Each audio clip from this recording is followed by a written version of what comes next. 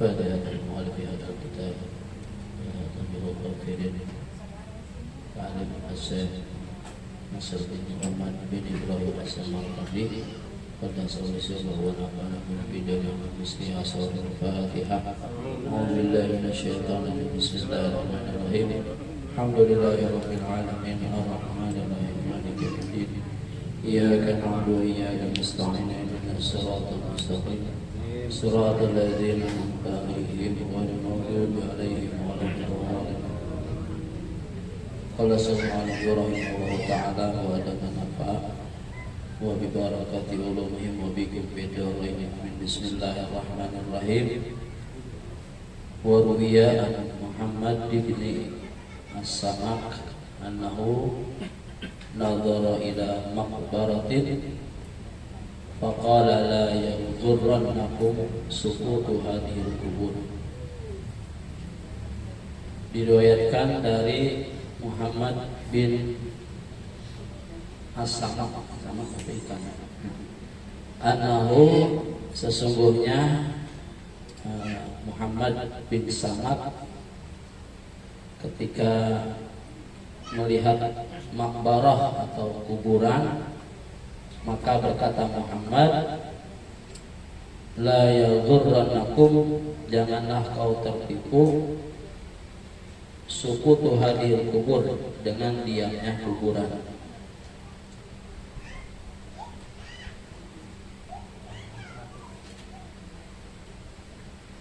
Fama aksarul mu'min fiha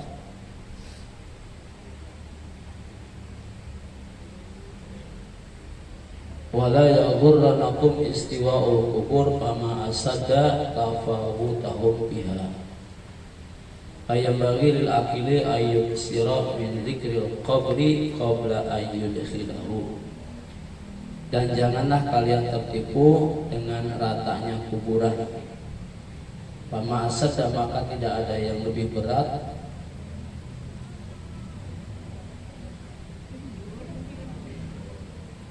daripada datangnya ajal. Bayam bagi akili, maka seyogianya bagi orang berakal ayyuk siro, untuk memperbanyak min dzikril qabri, untuk mengingat kubur sebelum memasukinya ke dalam liang lahat.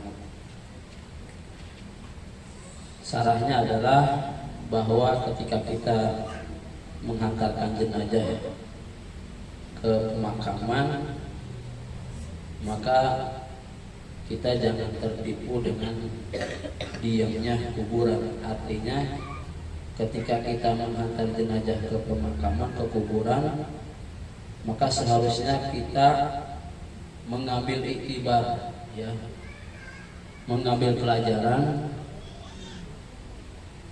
ketika kita menghantarkan jenazah ke dalam ke pemakaman atau kuburan.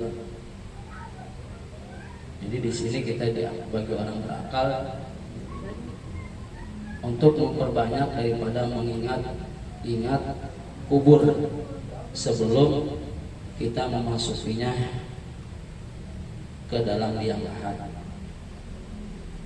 Jadi maka pahala orang yang menghantarkan jenazah ke kuburan itu kalau tidak salah mendapatkan 2 qirat, ya. 1 qirat itu sebesar Jabal Uhud. Jadi sesungguhnya ketika kita menghantarkan jenazah ke kuburan itu banyak kita harus mengambil iktibar, pelajaran buat kita, bahwa suatu saat juga kita akan dihantarkan. Hari ini kita menghantarkan saudara kita, tetangga kita, maka nanti suatu saat kita akan juga dihantarkan oleh saudara-saudara kita. Ketika kita melihat kuburan, ketika mayat dimasukkan ke dalam liang lahat, bagaimana supaya kita bisa membayangkan suatu saat kita akan memasukinya. Karena di dalam kitab Al-Majmu' Ar-Rasail Al-Imam Ghazali itu ada adab-adab ketika orang akan menghantarkan mengiringi jenazah ke kuburan. Ada memasi bil janazah, ada beberapa adab ketika mengiringi jenazah.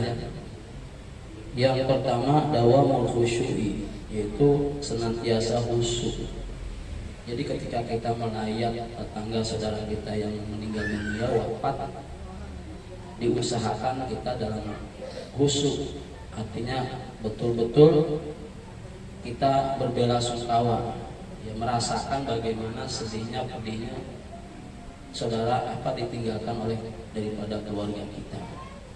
Jangan ketika kita berkunjung melayat malah kita bersendau gurau, gak menampakkan kesedihan kita, ya, malah ngobrol sama si malamnya bukannya zikir malah main gaple, ya. Nah, ini kita harus dijaga adab-adabnya, itu dawamul khusyuk.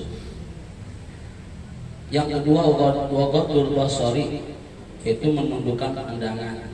Jadi kalau kita mengiringi jenazah itu jangan pandangan kita kemana-mana, ya. Diusahakan menundukkan pandangan kita. Kemudian watarkul hadisi, meninggalkan atau tidak bercakap-cakap. Artinya diusahakan kalau kita melayat jenazah itu jangan banyak berbicara, ngobrol-ngobrol yang tidak bermanfaat, ya. Kalau kita melayat, ya, kita berbelasungkawa, kemudian membaca zikir, tahlil, yasin, itu watarkul hadis. Kemudian wa mulahaqatul mayyit bil tibari, kemudian mengamati jenazah dengan mengambil pelajaran darinya. Ini bukan sekedar kita melihat jenazah, kita nggak ada perasaan hati kita, nggak ada perasaan takut. Bagaimana kita membayangkan suatu saat juga kita akan terkujur. Kemudian wattafakkuru bima yujibu bihi minas su'al, kemudian memikirkan pertanyaan kubur yang harus dijawabnya. Maka kalau kita menguburkan jenazah suka dibaca talqin, itu nanti semua kita akan ditanya 6 pertanyaan. Man rabbuka, siapa Tuhanmu, wa ma dinuka, kemudian agamamu, wa ma kiblatuka, wa ma kitabuka, ya, kitab, agama, kiblat, saudara, ya, wa ma ikhwan. Itu semua pertanyaan bukan mesti kita hafalin, tapi semua itu akan dijawab kalau orang senantiasa selama hidupnya menjaga sholat, ya. Enggak kita hafalin juga, kalau kita selalu menjaga sholat, maka insya Allah kita akan dimudahkan di dalam menjawab pertanyaan munkar nakir. Kemudian wal azmu ala mubadarati bima yakhafu bihi mina mutalabati wa khawfi khasratin al-khawf inda huzubil maut.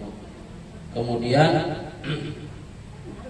bertekad segera tobat, karena ingat segala amal perbuatan semasa hidup pastilah akan dimintai pertanggung jawaban, ya.